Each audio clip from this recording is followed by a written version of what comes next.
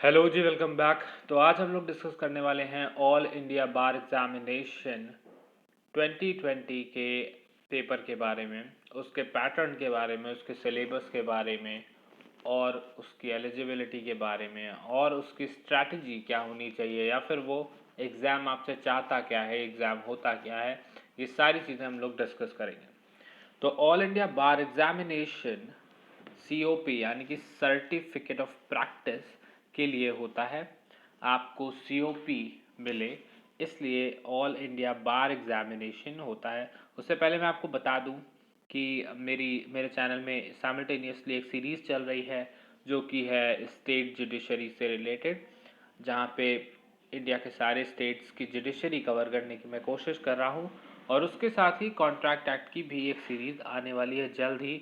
So I want you guys to subscribe my channel. तो अब चलिए ऑल इंडिया बार examination की बात पे दोबारा आते हैं।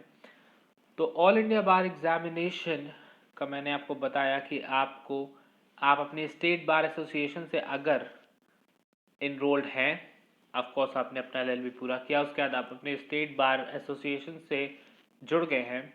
अब उसके बाद आपको अब बाकी इंडिया के किसी भी स्टेट में अगर आपको प्रैक्टिस करनी है तो आपको ये सर्टिफिकेट ऑफ प्रैक्टिस जो ऑल इंडिया बार एग्जामिनेशन प्रोवाइड करेगा वो आपको चाहिए। ठीक है, तो उसके लिए आपको एक 100 नंबर का पेपर देना होगा, जिसमें से आपको 40 नंबर लाने होंगे। 40 नंबर लाने के बाद आप क्वालिफाई कर जाओगे। कूल। तो अब इसके बारे में पूरी बात जानते हैं थोड़ा डिटेल से। तो चलिए शुरू करते हैं। तो अभी ये जो लेटेस्ट इसकी डेट्स आई हैं, पहले डेट्स दूसरी थी, फिर ये पोस्टपोन हुआ है। तो अब ये पोस्टपोन होने के बाद ये फाइनल डेट्स जो आई हैं वो है कि ऑनलाइन रजिस्ट्रेशन 16 में से स्टार्ट हो गया और एक्सटेंड हुआ ये 3 दिसंबर से, राइट। 3 दिसंबर तक ये एक्सटेंड है। लास्ट डेट ऑफ पेमेंट 10 दिसंबर है। कुल मिला के डेट ऑफ एग्जामिनेशन 24 जनवरी है, राइट। अच्छा, तो अभी हम लोग जानते हैं कि एग्ज़ाम होता कैसे है। तो इसका mode of examination offline, language option 11, यानी कि 11 विभिन्न भाषाएं आपको दी जाएंगी। उन 11 लैंग्वेजेस में से आपको चूज़ करना है कि कौन सी लैंग्वेज में आप ये पेपर देना चाहते हैं। उसके बाद टाइप ऑफ एग्जामिनेशन, तो ये एक ओपन बुक एग्ज़ाम है। ओपन बुक एग्ज़ाम मतलब कि आप अपनी कोई भी बुक, अपने नोट्स इस एग्ज़ाम में लेके जा सकते हैं। ठीक है, देखिए ये एग्ज़ाम जो है ना, ये रिटेंशन का एग्ज़ाम नहीं है, यानी कि आपने कितना याद रखा है ये वो चीज़ जज ही नहीं करता। ये एक एडवोकेट के लिए है, आपकी प्रैक्टिस की एबिलिटी, आपकी आर्गुमेंटेशन एबिलिटी का है ये एग्ज़ाम। तो इसमें आपको बुक इसीलिए अलाउड है क्योंकि ये रिटेंशन का एग्ज़ाम नहीं है। आपको याद कितना है ये उस चीज़ का एग्ज़ाम नहीं, वो आप अपनी बुक से देखिए।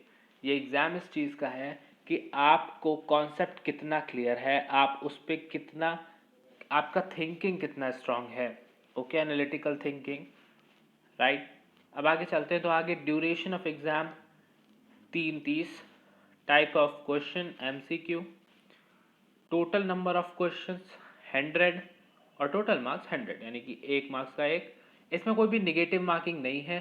सो अगर आपको लगता है कि इसमें कोई भी निगेटिव मार्किंग है तो उसके लिए बिल्कुल परेशान मत होइए, इसमें कोई भी निगेटिव मार्किंग नहीं होगी। कूल। अब वो 11 भाषाओं की बात करते हैं। तो 11 भाषाएं हैं हिंदी, इंग्लिश, तेलुगु, तमिल, कन्नड़, मराठी, बेंग बांग्ला, गुजराती, ओरिया, असमीज और पंजाबी, राइट। तो आप जो भी भाषा चूज़ करेंगे उसी से रिलेटेड आपको एक प्रिपरेटरी मटेरियल भी मिलेगा। प्रिपरेटरी मटेरियल क्या होता है कि आप जब अप्लाई कर देंगे तो उसके 2 हफ्ते के बाद शायद प्रिपरेटरी मटेरियल आ जाता है। तो प्रिपरेटरी मटेरियल ऑल इंडिया बार एग्जामिनेशन आपको भेजता है, तो वो उसी भाषा में होगा जो भाषा आप यहाँ पे चूज़ करेंगे। तो आप कोई भी भाषा उनमें से चुन सकते हैं। उसके बाद इनके सब्जेक्ट्स की बात पे आते हैं।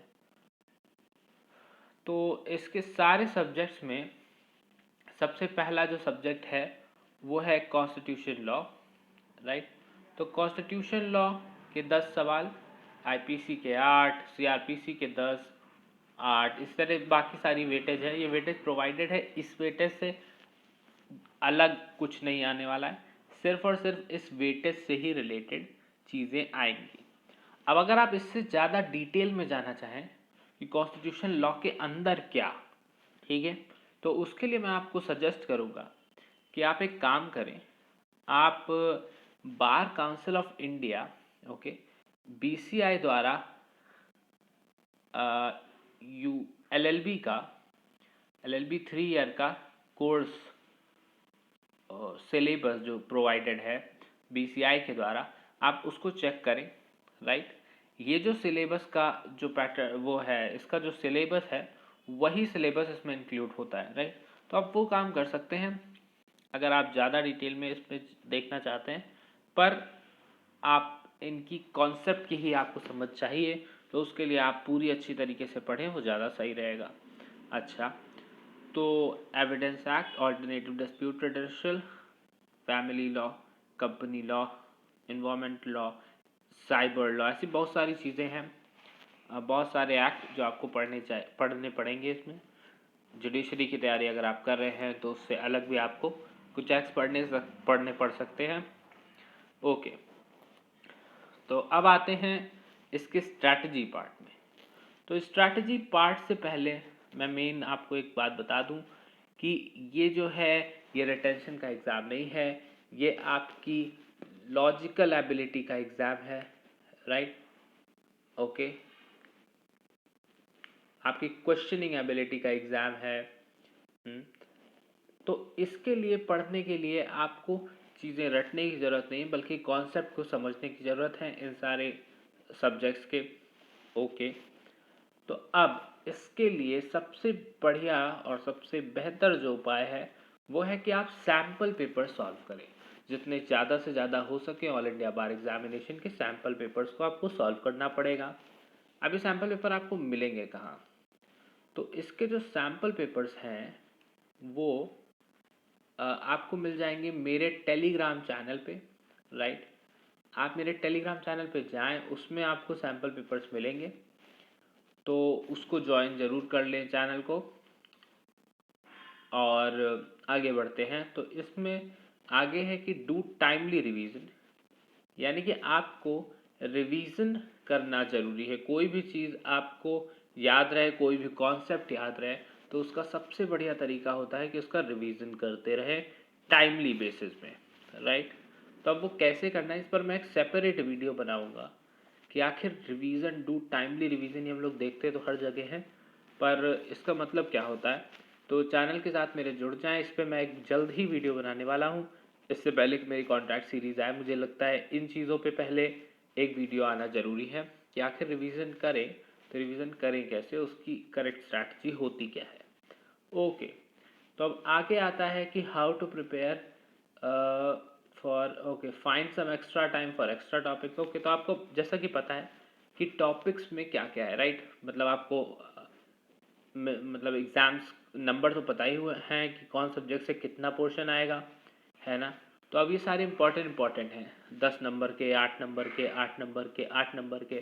तो ये जो इम्पोर्टेंट वाले हैं सिर्फ इनको मैंने मिलाया तो 16 मार्क्स हो गए, वो 60 मार्क्स हो गए, राइट, 60 मार्क्स, विच मीन्स कि आपका 40% आपको सिर्फ अचीव करना था, पर आपने 60 कर लिया मेजर से, right. So that's how you have to focus on important topics first. उसके बाद का ऑप्शन है टेक मॉक टेस्ट। तो देखिए सैम्पल पेपर्स को सॉल्व करने से क्या होता है कि आपको लिमिटेड, मतलब आप उस पर्टिकुलर चीज़ के बारे में समझते हैं, उस एग्ज़ाम के बारे में, वो आपको कौन सा प्रेशर दे रहा है उसके बारे में आप थोड़ा हद तक समझ पाते हैं। पर मॉक टेस्ट आपको एक टाइम बाउंड चीज़ देता है, जिससे आप पूरी तरह से एक टेम्परामेंट को समझ पाते हैं कि एग्ज़ाम देते वक्त कैंडिडेट के साथ क्या, मतलब उसके दिमाग में किस टाइप की चीज़ें चल सकती हैं, आपका क्या हाल हो सकता है पेपर देते वक्त। So that's what you can know, और आप अपना टाइम मैनेजमेंट कर सकते हैं। ओके ओके, तो इस पेपर में रिटेंशन से रिलेटेड नहीं आता है, इसमें आपकी स्किल्स से रिलेटेड आता है, प्रॉब्लम सॉल्विंग स्किल से। तो उसके लिए आपको इसकी प्रैक्टिस करना ज़रूरी है, राइट। तो सैम्पल पेपर्स के लिए आप मेरे चैनल को सब्सक्राइब करें, वो मेरे टेलीग्राम चैनल को ज्वाइन करें, और मेरे यूट्यूब वीडियो ये जो है इसको लाइक ज़रूर करें अगर आपको इससे इन्फॉर्मेशन मिली है। और अगर आपको कोई भी क्वेरी हो, कोई भी बात नहीं समझ में आई, तो उसके बारे में आप नीचे कमेंट सेक्शन में ज़रूर पूछें, राइट? ओके, तो thank you so much for watching this video. और मैं आपसे चाहता हूँ कि आप मेरे चैनल को सब्सक्राइब भी ज़रूर करें, ओके? बिकॉज़ आपको नई जो भी वीडियोस मैं बनाने वाला हूँ वो आप ज़रूर आपकी सहायता ही करेंगी। तो चैनल सब्सक्राइब ज़रूर करें। Thank you so much for watching this video.